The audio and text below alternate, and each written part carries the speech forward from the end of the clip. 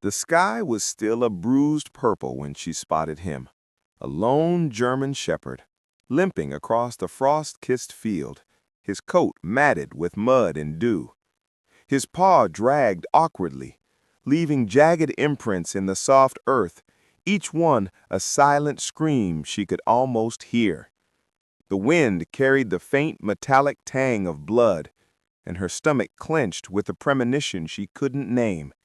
He paused, ears flicking toward her, eyes wide, haunted, shimmering with the desperation she knew too well. She wanted to call out, to rush toward him, but something in the way he shifted, every movement a negotiation between agony and survival, made her hesitate.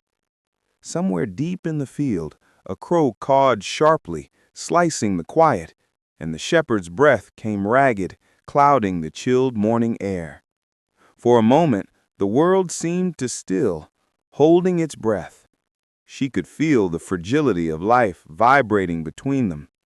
And then he stumbled again, teetering dangerously near the edge of a shallow creek, the bank crumbling beneath him. She ran, but would she reach him in time? Shadows in the dawn. The morning breathed cold and sharp, each exhalation of air misting in the first light. She had walked this path countless times, the field stretching endlessly, bordered by old oaks and the distant hum of early traffic. But today, the quiet carried something darker. She caught a shape moving, a mass of black and tan fur hunched against the wind. At first she thought it was a fox, then realized with a jolt it was a German shepherd dragging one leg across the frost. His head hung low, shoulders quivering with each step. She froze, heart hammering, the sound of her own pulse threatening to betray him to him. His eyes met hers, wide and fearful, and for a fleeting heartbeat, the world seemed to hold its breath. Each step he took left jagged impressions in the soft earth, a trail of struggle that spoke louder than any bark could. She could see dried mud caking his paw, a small streak of red oozing between toes, and the instinct to rush forward warred with the terror of startling him further. The wind carried the scent of wet soil, frost, and something acrid she instinctively knew was blood. The shepherd limped toward a low, gnarled fence at the edge of the field, teetering on the verge of a shallow creek. He paused, ears flicking, nostrils flaring, muscles taut. She swallowed hard, her throat dry, unsure whether to call out or remain silent. One wrong move could send him bolting, or worse. He stumbled again, paw dragging, and she ran. Her boots sank in the soft earth, each stride punctuated by the wind and the distant sharp call of a crow. As she neared, the shepherd darted behind a mound of earth. The world contracted to that moment. His vanished figure, her pounding heart, and the fragile hope that she could reach him before it was too late. The fractured paw. Her hands trembled as she reached the mound, knees scraping against frozen grass. There he was, curled like a wounded shadow, eyes reflecting the gray dawn.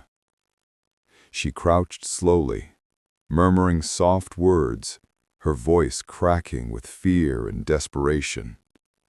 The wound was worse than she imagined, swelling, red and raw with the edges crusted over and dried blood.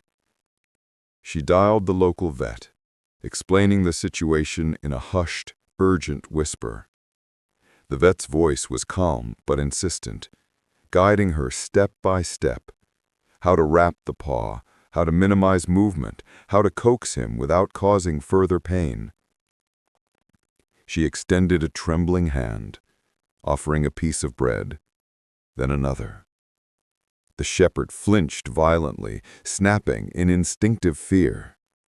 Her heart seized, but she held still, letting seconds stretch into eternity.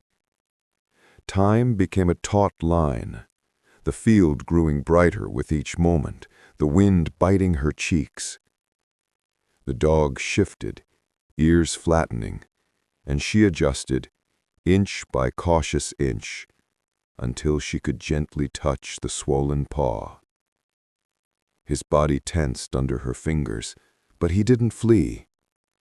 It was a tiny victory, a fragile thread of trust. Then, without warning, he lurched toward a bramble patch, panic overtaking reason. She leaped, grabbing his collar, but his weight nearly pulled her off balance. She gasped, heart hammering, realizing that every second counted.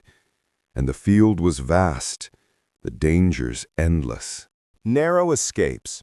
Rain began as a whisper, tiny droplets speckling the frost and dampening her hair. The shepherd collapsed into a shallow ditch, trembling violently, and she felt the icy grip of fear. Following the vet's instructions, she improvised. A blanket from her bag, gentle lifts, soft murmurs, slow, coaxing movements. He growled once, low and threatening, then flinched, but she persisted. The rain turned into a steady drizzle, seeping into bones, chilling skin, heightening every heartbeat. Hypothermia was no longer a distant possibility, it was imminent. Each step forward felt like walking a tightrope, balancing care with fear.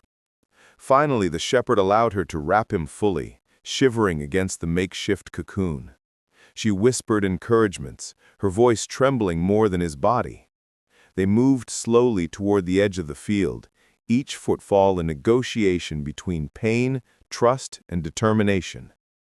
The distant sound of a vehicle horn echoed across the damp morning, a reminder that the world carried on oblivious to the fragile life in her arms. She pressed on, knowing the rescue wasn't over, and the cliffhanger lingered in every cautious step. Would he survive the next hour, the next turn of the path? Fragile healing. The vet's clinic smelled of antiseptic and fear, a sterile cocoon for wounded lives. She watched as the shepherd was lifted onto the table, limbs trembling, eyes wary but curious. Monitors beeped, fluids dripped, and the vet's hands moved with precise, practiced care. She felt helpless, an observer to the battle for his survival. Surgery loomed, a delicate procedure to remove infection and repair the paw. Hours stretched, punctuated by whispered reassurances, his tentative movements toward her voice, tail flicking ever so slightly. Each small reaction felt monumental. A night of waiting followed, and the clinic's quiet became deafening. She slept in a chair, head on folded arms, dreaming of him collapsing, slipping away. A sudden cough jolted her awake. Her pulse skyrocketed, but it was only a reflex, a reminder of fragility and resilience intertwined. By morning, there was a cautious wag, a tentative nuzzle. The vet explained the complications, but also the small miracles. Infections controlled, bones aligned, a spirit unbroken. She exhaled slowly, realizing the fight wasn't over, yet life had chosen to cling. The uncertainty still lingered, a cliffhanger in the quiet of the clinic, promising both risk and redemption. Dawn of a second chance. Weeks passed in careful rhythm. Healing baths, slow walks, hesitant steps across dewy grass. Each day he limped a fraction less, confidence returning alongside playful energy.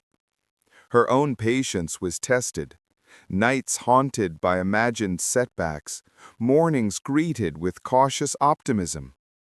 She watched him tilt his head, sniff the wind, bound toward a sunlit patch of field. And then, in a moment suspended in gold, he ran freely, no limp in sight, muscles rippling, coat glinting in the dawn light. She laughed, tears streaming, overwhelmed by the resilience before her. The field was quiet once more, but different, alive with possibility. She knelt, reaching out, and he came, brushing against her, nuzzling in silent gratitude. In that shared space, she understood the deeper truth. Life bends, fractures, and sometimes breaks, but the capacity to heal, through courage, patience, and compassion, is universal. She whispered to the wind, to the field, to anyone who might hear. Even the smallest act of care can rescue a life.